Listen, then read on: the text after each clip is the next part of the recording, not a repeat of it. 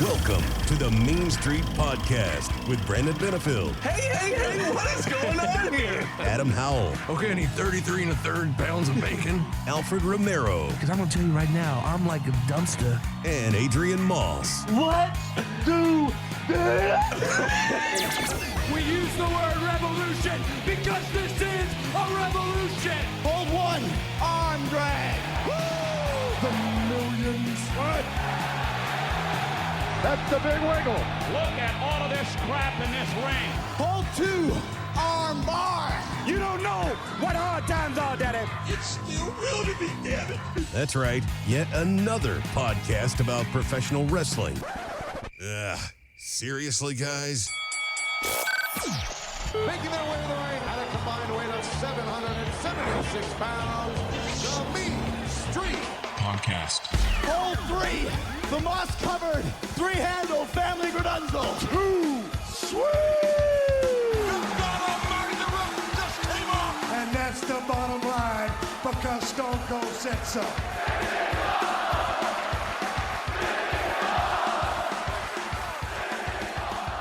Hey, everybody, what's going on? This is the Mean Street Podcast, and it's me, B-Double, Brandon Benefield, joined by my brothers from other mothers across the interwebs from me, and physically to my south, but on the screen, he's to my right, well, to your left if you're looking at anyways, it's A.Bomb2Sweet. What's up, man? That's right, Brandon Benefield. I am here to deliver some unbiased journalistic integrity on these mean streets that lead to a dead end. I'm here to raise the standard by silencing the falseness. I'm having the greatest day of my life, and I am prepared with my Post-it note, the show notes. That's right, YouTube subscribers. You get it here first, youtube.com/meanstreetpod. And I've got my journalistic Zebra F301 0.7 millimeter ballpoint pen ready to deliver the unbiased journalistic integrity that you all not only crave, you yearn for, you're hungry for it, but you also deserve it. And to my south is the big Moss man from Bibb County. It's Adrian Moss. How are you? Wow. What's going on, guys? I'm calling in from the front lines here. I'm actually on my old proverbial lunch break now, so I got a few minutes to talk, and we'll talk about some wrestling. Talk about something fun for once. I got to tell you, that's a really good angle when you showed the gun right there. It's a good angle, man. It looked huge. Yeah, it's because it's this thing in front of these things. Especially compared to A-Bomb. Now, both of you do it again, and the fans can watch, and they'll see the comparison. We don't have time for that. We gotta get Moss fans is like twice as big. Yeah, shut up, Brandon. Just saying. Just Hey, I should mention though that you guys know what time of year it is. It's summertime, and you know what that means. Spaghetti night. Well, not just spaghetti night, but it's the 2020 oil competition in Maui. So we sent our very own. I was supposed to go to that, but they called me into work. I was supposed to be there. Well, we sent our very own Alfred Abs down there to cover it live for us, and he was supposed to be reporting in with some good content. But then he emailed me and said he forgot all his audio gear, so he's not going to be able to record any updates. Oh, yeah. He forgot his audio and video equipment so that there's no video and audio evidence of what happens at the Maui 2020 oil competition. Yeah, right. I've got 100 Shroot bucks that says he didn't forget his oil equipment. You're probably right. How much is a Shroot buck? What's the Shroot buck compared to a regular buck? What's the comparison there? I don't know the comparison. I know that they're a little bit more valuable than some Stanley nickels, though. I know that. Nice. And it's not redeemable for cash value. Yeah. Correct. Anyways, what's going on? Well, I just want to say that I get more and more impressed with my introduction every week, and you get more impressed. I get more impressed with myself every week, and I know the meanies do too. And I just think y'all need. I just think y'all need to get on the gimmick train. That's all I'm saying. I mean, you need to up your game a little bit. I live my gimmick, so I don't know. I can't really get away from it. Jimmy Hart, he had the megaphone. Big Boss Man, he had the nightstick. A-Bomb2Sweet has the Post-it notes. Okay, so I mean, it's basically the same thing. So I don't know what y'all are trying to do, but I got the merch table. I think what you need to do is get some pre-made post-it notes that just say facts, F-A-C-T-S, facts. And that way, like, if you knock somebody out, you just like take a post-it note and just put it on their forehead. Fact. Like $1 Million Man Ted DiBiase used to shove $100 bills down people's mouths. Yeah. But this way, you're shoving information and truthness down people's mouths. You're knocking them out with facts. If I had $1 for every time I've shoved truthness down someone's mouth, that's actually why Alfred's not here. I'd have no dollars. I don't know what that means. $0. So what else is new? Dude, well, the world is still the world. Yeah. The world still kind of sucks. Everyone needs to be excellent to each other. Everyone needs to be kind to each other. Everyone needs to be listening to each other. And just quit. Like, every time you have an emotional uprising in your little stupid head, don't do what it tells you. Like, actually take the intelligent route and try to figure things out. You mean when you have one of those research? Is that too raw? Yeah. Well, no, I think you're on the money. I think the next time people get really upset and pissed off about something, instead of just wanting to just lash out with an emotional rage, just watch some old wrestling, man. Yeah. Like, go put on WrestleMania 14 or something good. Yeah. You know who lashed out in rage? Abdullah the Butcher. And now he owns his own barbecue joint. Do you want to have something in common with Abby, or do you want to have something in common with the man called Sting, who put Abby in his place? Man, I'm going to go Sting on that one. Yeah, Stinger. You're damn right. Hey, meanies out there, don't be Abdullah the Butcher. Be Sting. That's a public service announcement. There's your A-Bomb 2 Sweet PSA of the day. That's your A-Bomb 2 Sweet fact. That's right. There's another gimmick. That's the thing, is I'm a gimmick machine, baby. Man, as soon as we're done here, we're all going to be wearing gold-plated diapers. You know what I mean? What does that mean? So another week where A-Bomb 2 Sweet forgets to watch wrestling. Full disclaimer if you're listening to the show. But I still love it, and I still keep up with the headlines. And I'm sure that's probably a common thing right now, because it's still, we've talked about on the show ad nauseum how difficult it is to be watching pro wrestling during this times. Do you guys feel that same difficulty this week, Brandon? Yeah, I think that when you said, because I didn't watch, because the world really did fall apart, especially in our area these last couple of weeks. That it's not that I haven't had time for wrestling. I just haven't really found any good quality wrestling to watch. The AEW stuff isn't bad. I'd like to transition over to some more WWE stuff, man, but I just can't bring myself to do it. Yeah. Brandon, what about you? I'm the same boat I've been in the last couple of weeks. I've been enjoying Dynamite, but as a whole, not a whole, Alfred, but as a whole. Alfred.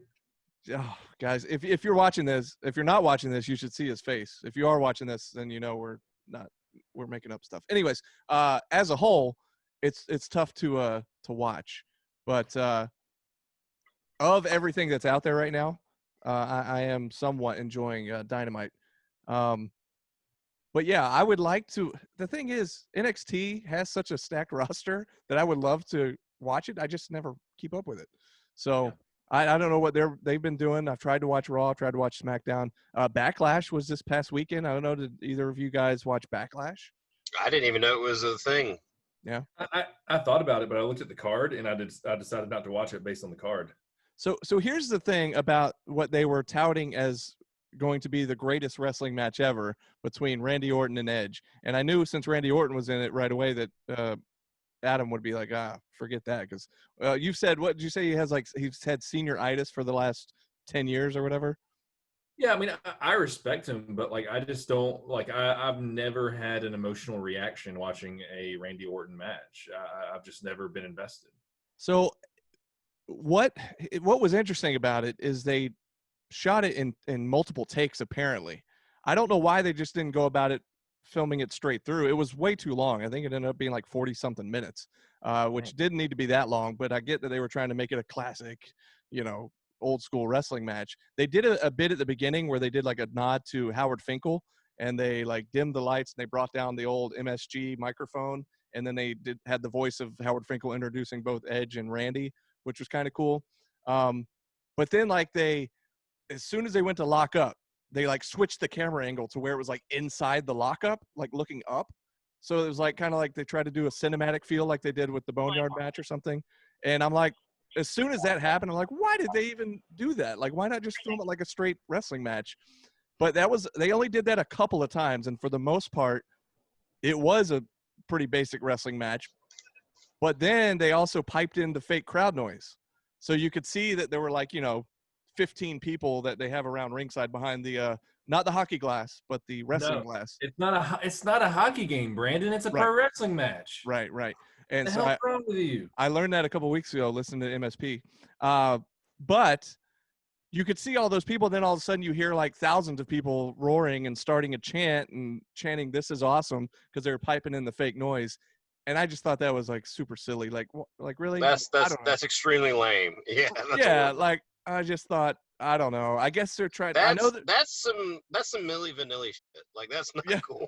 And I get they're trying to make it livelier or whatever, but it just seems so it's obvious. We know that there's nobody there. It'd be one thing if they had video screens up in the crowd and it was videos of groups of people watching it at bars or something maybe, or I don't know, just something else besides just, hey, there's nobody here, but we're gonna pipe in fake noise. It just seemed really weird. But from a producer or writer standpoint, they're in a hard spot right now. How can you make this look good? And of course we have the transition where Paul Heyman has been ousted as the head of Raw, and Bruce Pritchard taking over both shows, SmackDown and Raw, to be Vince's right-hand man, which by all accounts he's a yes man. That's probably why that's happening, but he's awesome, so whatever.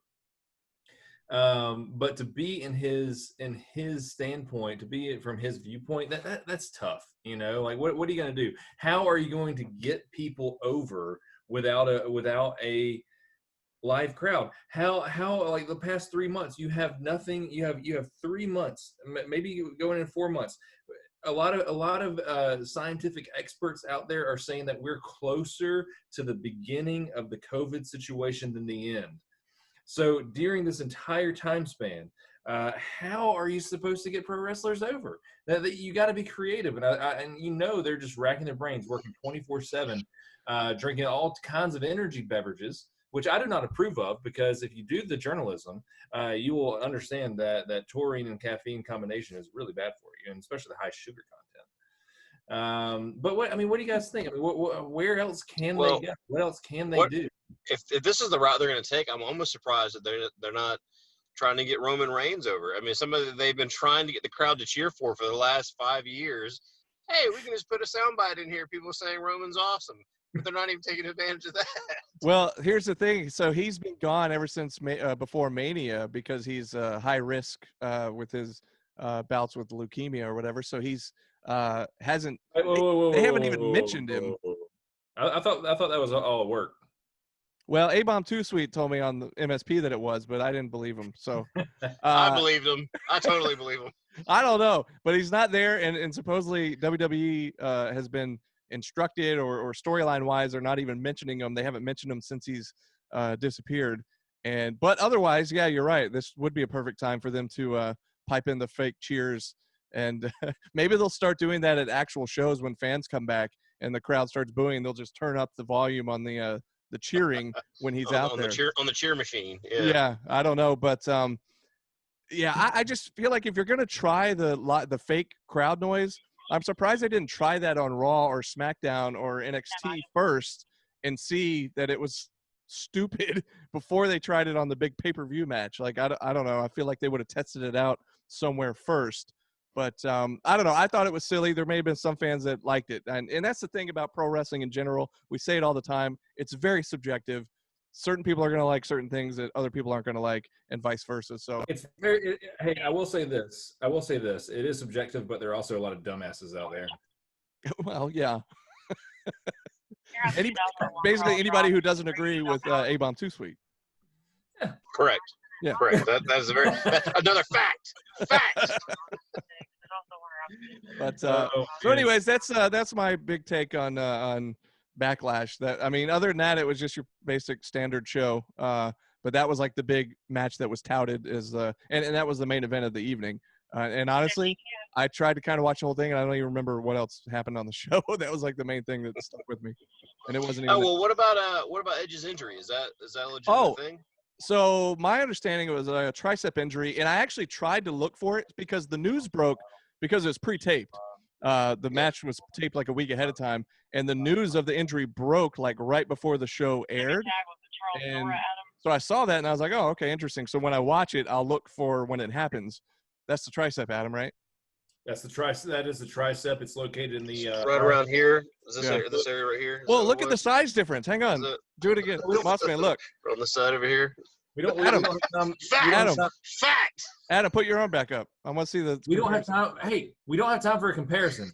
All right. Anyways, so then I went to watch the match and tried to look for when it happened, and I never could spot, when exactly it happened. I never really heard when it did, but after the fact, I heard that it happened during one of the retakes or something, when they did like another take, not during the bulk of the main match, which sucks even worse because you're like, really, like now that's when he got hurt, was when they were like retaping one little part.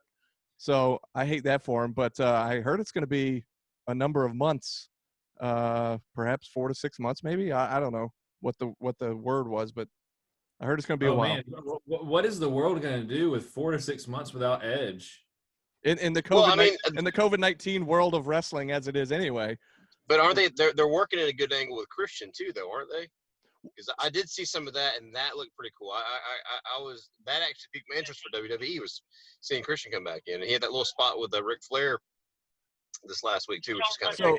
Yeah. So if you didn't watch Raw, I tried to watch some of it, and I ended up dozing off right after that part. Actually, I think it was around the 10 o'clock hour. But Randy had challenged Christian, and he said, "Christian, I know that you're injured and you're not allowed to, you've never been cleared to get back in the ring, but there's one way to do this without, and that's to do an unsanctioned match. If we do it unsanctioned, then you can get in the ring with me, or unless you're a coward or whatever." And so he spent like the whole night thinking about it in the backstage, and Big Show's talking to him backstage and all this other stuff. And then, then he comes out to the ring. He's going to accept the challenge, and then Ric Flair jumps in the ring, gives him the low blow. By the way, Ric Flair, God bless him, but man, he is looking so freaking old. Well, hey. I'm gonna start utilizing that terminology whenever I just want to have an argument with someone at work and just be Unsanctioned? like, hey, can we make this an unsanctioned conversation? And then as soon as they do, I'm gonna just turn into Stone Cold Steve Austin. So is that like saying, can this be off the record? Is that kind of being off the record? Like, see, what we do, officially, for what we do, in law enforcement, we say, with all due respect, and then we just let whatever we say fly. It's good. Yeah. All the disrespect. Can this be an unsanctioned conversation? Yeah, yes, it can, Adam. Listen here, you dumb son bitch. You say, hey, can we make this unsanctioned conversation as you're pulling out a chair? Yeah. Oh, it can? All right. And then, yeah. Well, that's great. So, yeah, but then I kind of dozed off, and I didn't really see how that segment wrapped up. Hey, Brandon. Yeah. Brandon, can we make this an unsanctioned conversation? Sure. As a matter of fact, can we have another episode of MSP, where we film twice a week, and we'll do MSP unsanctioned, and it's completely uncensored? That would be cool. Yeah.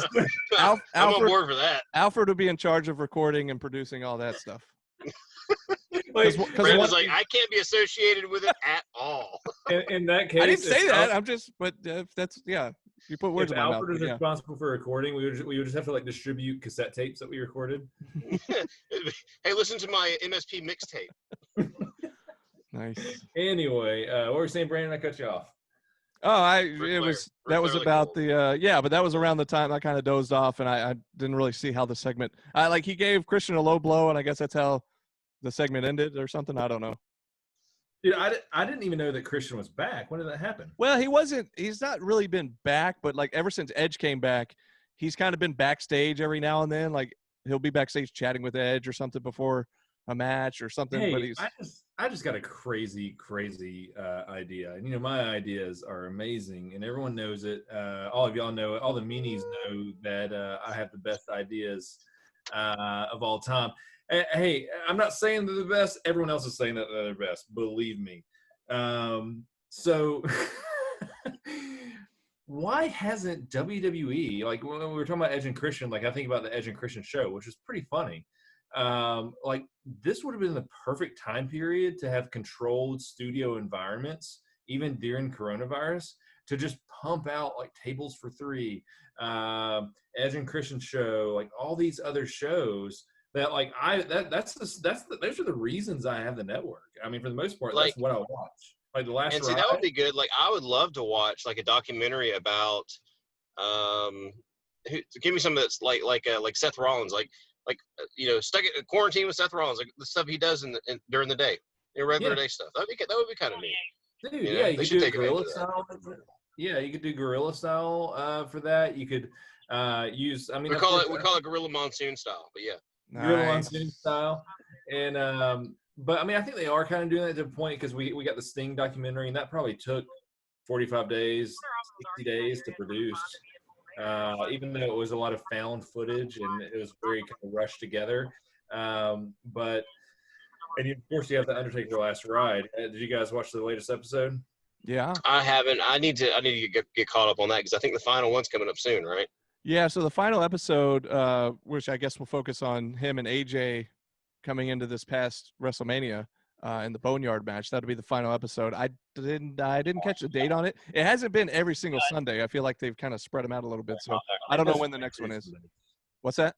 They missed 1 or 2 Sundays, I think, due to the unrest. So anyways, I don't know when the final one's coming out, but the last one was good. I was kind of surprised. So this one, Adrian, if you haven't watched it yet, it's the one that covered the Saudi show with Goldberg and he already went off on Goldberg, didn't he? No, he didn't. I mean, he just admitted that they both were very unhappy with the match, but he didn't like trash him or anything. I was kind of surprised that they didn't have any talking head of Goldberg talking about it. And I wonder if they approached him to interview him about it and he just didn't want to, or if they never even approached him about it. I was kind of surprised he wasn't a part of the documentary. Yeah, I don't know what the status is of his contract. Do you know, Brandon? Nah, I got no idea.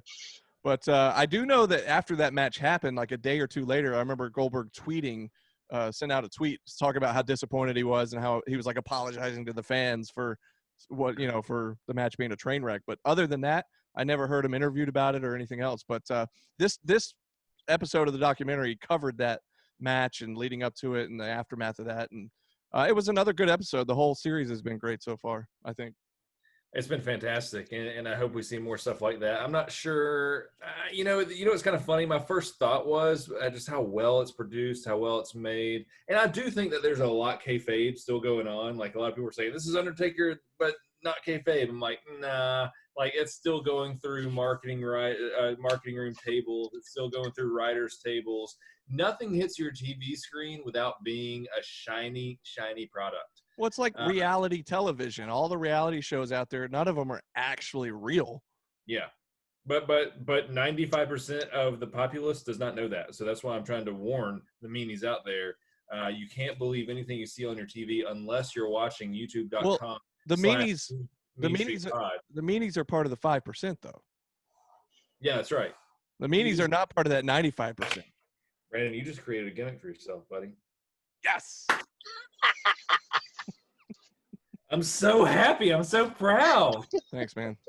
How I are didn't you mean gonna to. use it? I don't know. 5%. I don't know. That's all. I'm just going to say it every now and then. Hey, everybody. This is the Mean Street Podcast. This is Brandon Benfield, and I am here recording live to tape to all of the 5% out there. It's like I think EC3 kind of had like a thing where he was like part of the 1% or something. Like the top 1%.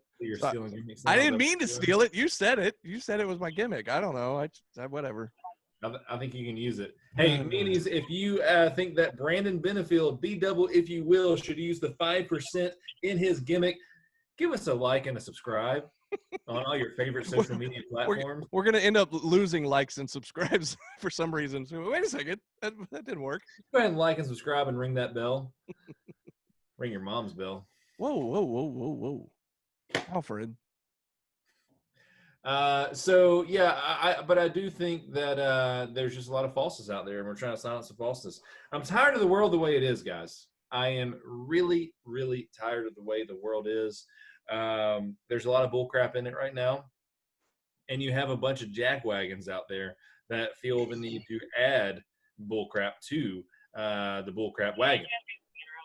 Mm-hmm. There have been dozens, apparently, and I don't want to say any names, but there have been dozens of sexual assault allegations, particularly in the British wrestling, independent wrestling scene. Have you guys heard about this? I have not.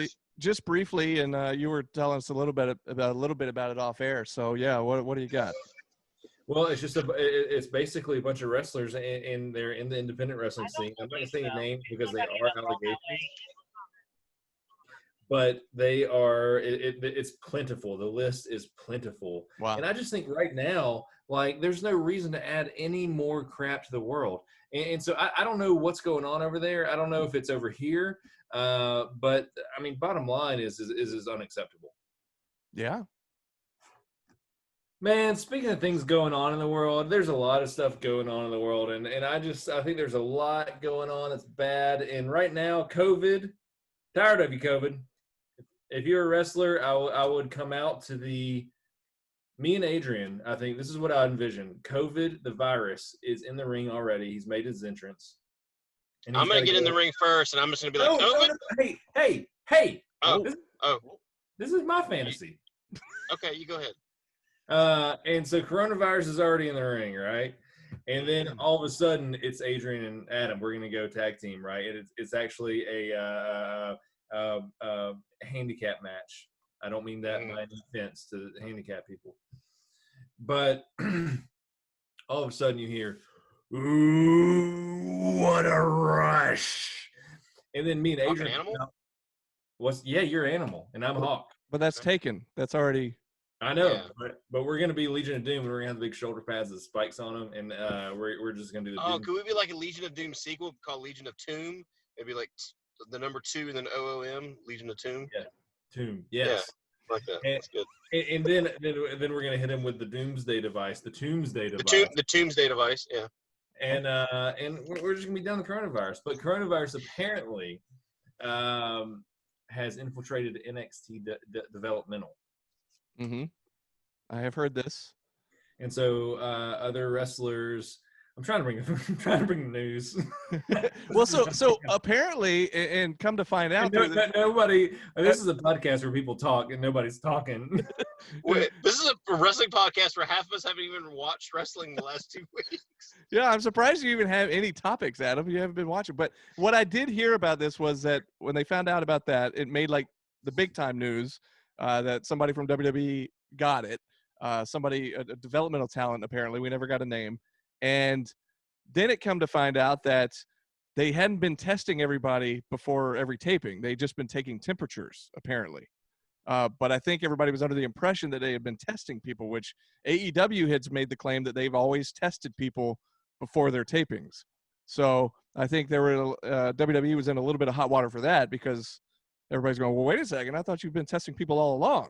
So now you're saying you were just taking, temperatures, and that was it. So maybe they'll change their protocol now before their tapings or something. I really don't know. But didn't you say somebody said KO decided not to show up now because of this? But yeah, for the next wave of tapings, Kevin Owens has decided to back out. Which, I mean, here's the thing: is like I'm just not scared of it anymore. Like I was at first. I was like, man, this is such a big deal, whatever. But like now, it's like we've got to live life, and you got to go on, and you might get sick. So what? So what? Yeah. So what? I don't know what's more dangerous is the threat of COVID or maybe the threat of the NXT stalker guy that just continually shows up at the Performance Center. That's something that needs to be addressed. They need to do something with that fella. Do you have a little more details there? Because I heard a very small amount about this, but I didn't hear the full only thing story. that I heard was that he was filming himself saying that he was going to go to Backlash and go to, still protest outside the NXT thing. I'm like, this cat has got something wrong upstairs. And like, I'm just terrified that it's going to end up getting somebody hurt, So, I mean, and I wish I had more details on it, but again, this is a news outlet with zero news that we research on. How we roll. Yeah, that's it. But it is a thing. It is out there. And I think that, we'll have they need to do to him what I would do to the COVID if I got in the ring with COVID, which is I get in there, I'd squirt off and be like, COVID, go on and get. Go on and get. Go. And then the Go Doomsday now. device. Yeah. Never mind. Anyway, so Adam, since you're the journalist of the group, after we get off the show here, you can look that up because that is a legit thing that is happening, but I just don't know the full story. So we'll have to get I accept that assignment. All right. Hey, real quick, before we move on, you mentioned earlier you're talking about your wrestling fantasy, how it was your fantasy, and that made me think about last week. We were talking about the dream you were having about Matt Cardona, and you know, so I told you I had reached out to them for an interview to him, and I got an email back saying no, and you said, well, you know, did you tell him that it was you asking, and did you send a picture and all this other stuff? So as soon as we got done recording last week, do you remember how last year for your birthday, I took you to the mall to get those glamour shots done, and we got all those great photos of you doing the glamour shots? So I did send some of those in the reply email, and I've yet to hear back. So I don't know. We're still up in the air there. I don't know if we're going to hear back or not. That's a shame because when we took those glamour shots, I still have glitter in the crack of my ass. I know. Like that stuff got everywhere, like places you didn't even know you had. Adam? Did you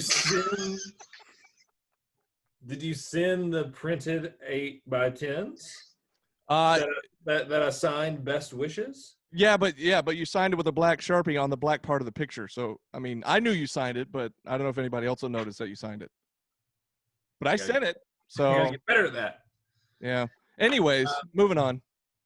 So the only wrestling that like I have legitimately been able to like suspend my disbelief and enjoy watching over the last year, to be honest, has been the National Wrestling Alliance. And I have not kept up with the Carneyland thing. It just hasn't really caught my mind. However, I did read on the Unbiased Journalistic Integrity Wire that the inaugural or the new phase of NWA, the inaugural new phase of the NWA television champion, Ricky Starks, made his debut on All Elite Wrestling Dynamite. He did indeed last night. The Absolute, they call him Absolute, Ricky Starks. And so in the past few weeks or past couple weeks, they've announced ahead of time Cody will be defending the TNT Championship against so-and-so on Dynamite this week. So this week heading into it, they didn't say who it was going to be. Just said it was going to be in action. The title would be on the line. We'll find out Wednesday who it's going to be.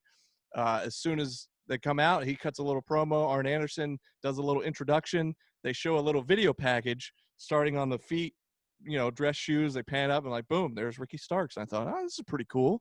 And I will say, I know you said that you got a little heat right now with Cody Rhodes, and he might not be your favorite in the ring, but they put on one hell of a match last night for the TNT Championship.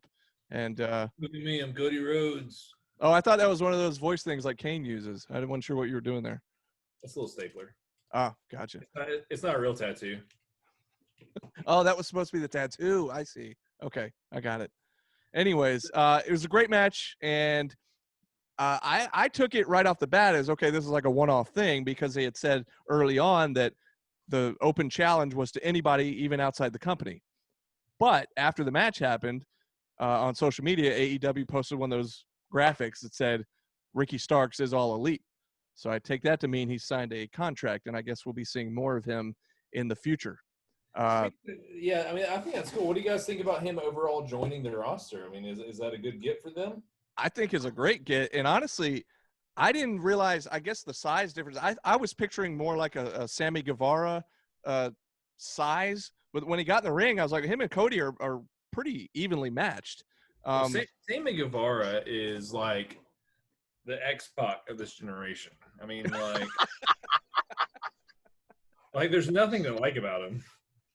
Well, Jericho sees something in him apparently because he handpicked him to be in his group. So I guess he sees a big future for him. But so he's your X-Pac of this generation, huh? 100%. Wow. All right. So you got heat with him and Cody Rhodes. Yeah, bring it on. Wow. So speaking of Cody Rhodes, is there like some speculation about a 4 Horsemen situation? There's been rumors going around for a little while now that, especially when the word was that FTR was going to be coming into AEW, that perhaps it will be FTR, Cody, and Sean Spears, with Arn Anderson and Tully Blanchard kind of as their manager type roles.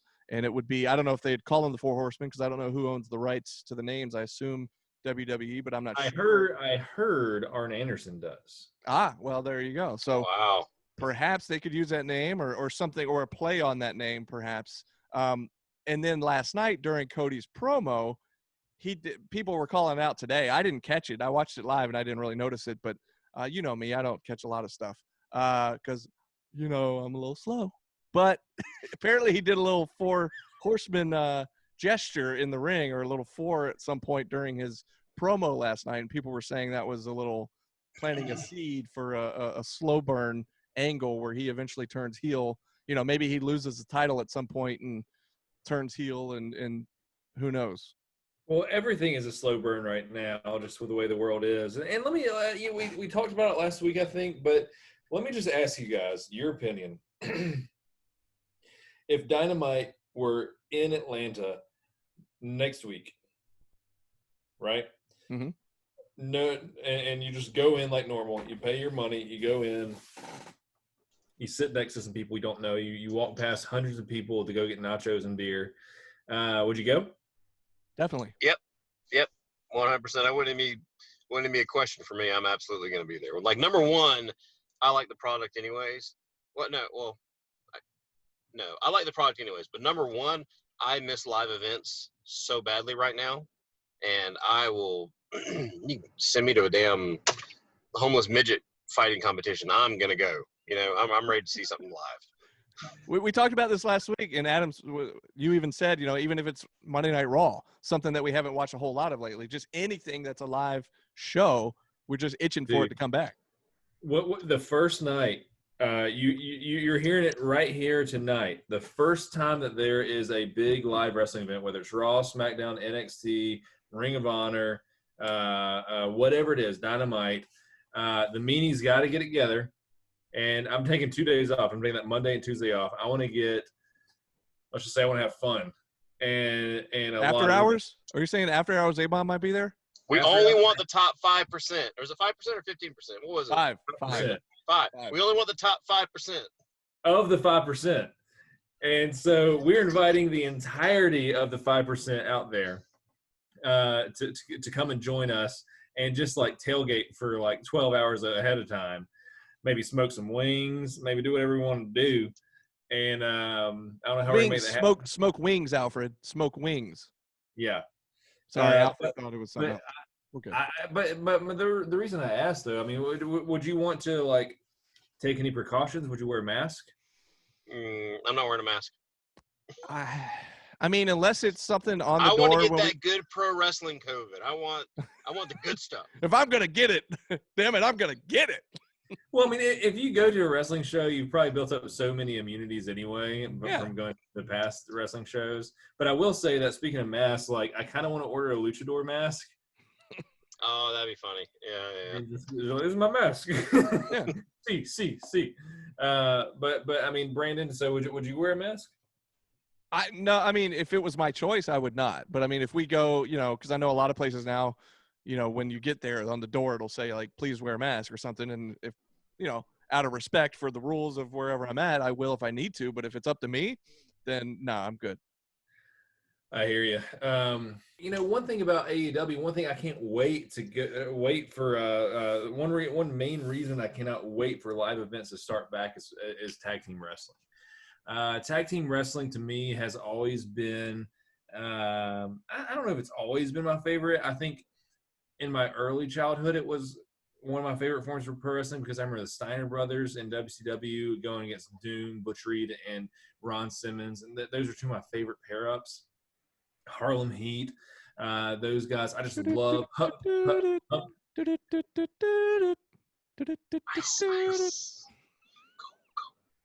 Sorry, go ahead. Public Enemies, Nasty Boys. What was it? Public Enemy? Uh-huh. Mm-hmm. Yeah, Nasty Boys, Bushwhackers, the Rockers. Like, I just love tag team wrestling. I don't really like it as much as I used to because I think I'm just kind of tired of the spot monkey stuff. But Well, there's not as many like gimmicky tag teams like as there used to be. Like all of those guys, you picture them in your head, even like the Dudleys, like they all matched like they were a pair, like even when like Edge and Christian were a team, like, you knew they didn't totally match. They were just kind of, I don't know.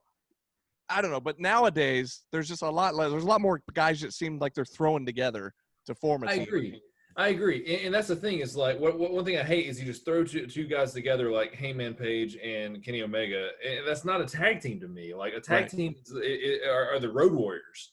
And man, I actually I was working and I had my Spotify on, my headphones, and I listened to the WWF Legion of Doom theme song. There's, that's why I thought about it earlier. But just like imagining them come to the ring in their spikes, and they were freaking jacked, and you knew it didn't matter if they were going up against the freaking Rock and Hulk Hogan at the same time.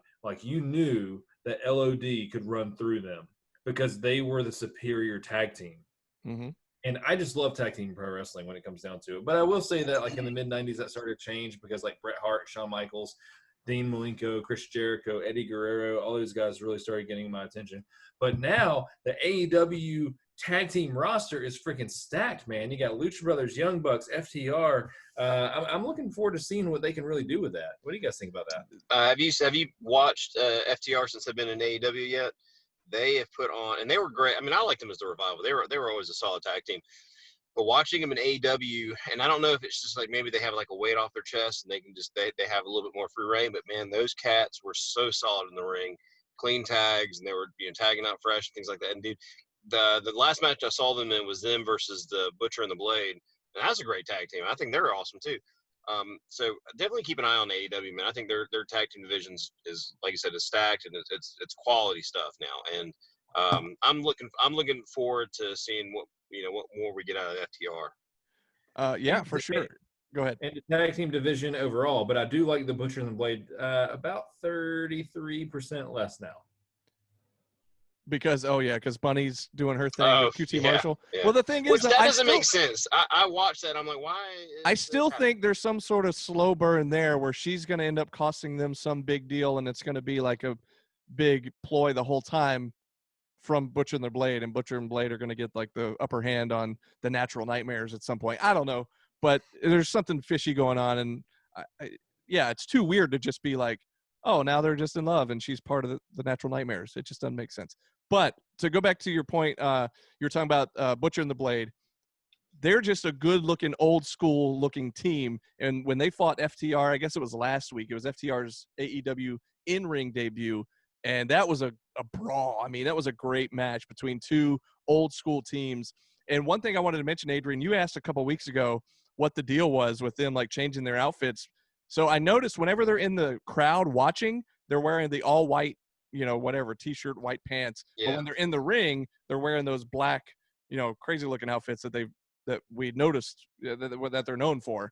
So I don't know why when they're not in a match, they wear all the all-white, and then when they are in the match. Yeah, because the last time I saw him, the Butcher looked like a cross between a Clockwork Orange and Mr. Peanut. But I mean, it worked. Right. Yeah. That or some guy who's here to paint your house. Yeah. So the other thing I wanted to mention too, and I noticed this watching Dark, and real quick, I do want to give a shout out to all of our SHW friends who were on Dark this past week because it was a stacked card. I think they ended up having 11 matches, and 9 of the wrestlers on there were all former or current SHW talent. And so it was cool to see all of them on Dark. Some have been on a few episodes, some making their first time appearance. David Ali, for instance, finally made an appearance on Dark, which was cool. But on Dark, I noticed for the first time that every single tag team match, all the tag teams were actually holding on to the tag ropes, the little white ropes in the corner that nowadays in tag team wrestling, no team ever is holding it when they're making the tag. So why are those ropes even there? And I think one of the announcers might have made mention of it, and that's what made me start paying attention. So in every single tag match, I was like, oh, they're actually using the tag ropes. So I don't know if that's a thing that's because FTR came over and they're like, hey, if you're going to have a tag division, do it right. And now they're making it a point. So then on Dynamite, like I said, it was a tag match heavy episode every single time, every single tag team holding the tag ropes in every match. And I was like, all right, interesting because for years that's been, they'll be halfway down the ring apron and making a tag and tagging in. I'm like, well, they're not near the corner. What's going on? Or not tagging at all. And, Yeah. and I think that I saw an interview with FTR with Tony Schiavone at one point. They were in like the Daly's place or near where the Jaguars play or whatever, and which is a sports ball team. Oh. And they they made reference to that about like the lack of rules in the tag division AEW. So I do hope that they bring that in and just kind of ground the tag team division and bring back some solid pro wrestling. Because ultimately, I just want to believe again, and I haven't believed in a long time. So I'm ready to do that. I want you to believe. When you start believing, I want to see if maybe we can recreate the scene from the Lost Boys with the saxophone player. I still believe. You remember? Yeah. You guys remember that movie? That scene? I It's do. ingrained in my brain, man. I can't get rid of that. Matter of fact, that would probably be my tag team music. 1997. Like if my theme music for wrestling if we ever came out. Well, I do think that we need to form tag teams within the Mean Street Podcast. Me and Adrian versus Brandon and Alfred. I'm good with that. That's a good pairing. Well, he's not here, so I can't. I don't want to say anything negative. Legion of Doom. Look, hey Adam, hold your arm up. Adrian, do that again, and then Adam, you hold your arm up. Look at the comparison. I mean, God, Adrian's arms are like twice as big. That's like the size of Adam's head, and Adam's head is huge. He's the Scott Steiner to the Rick Steiner. It's okay. That's it, man. You should see me from the waist down. Wow. On that note, I think it's time we ring the bell. And no, don't ring it with that, Moss Man. Oh, sorry. Good Lord. Put that thing away. All right. Ask him! Hey, I got you.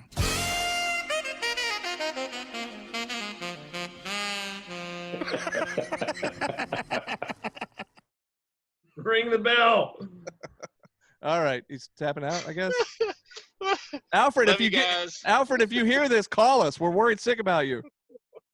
All right. Bye, everybody. Bye, guys.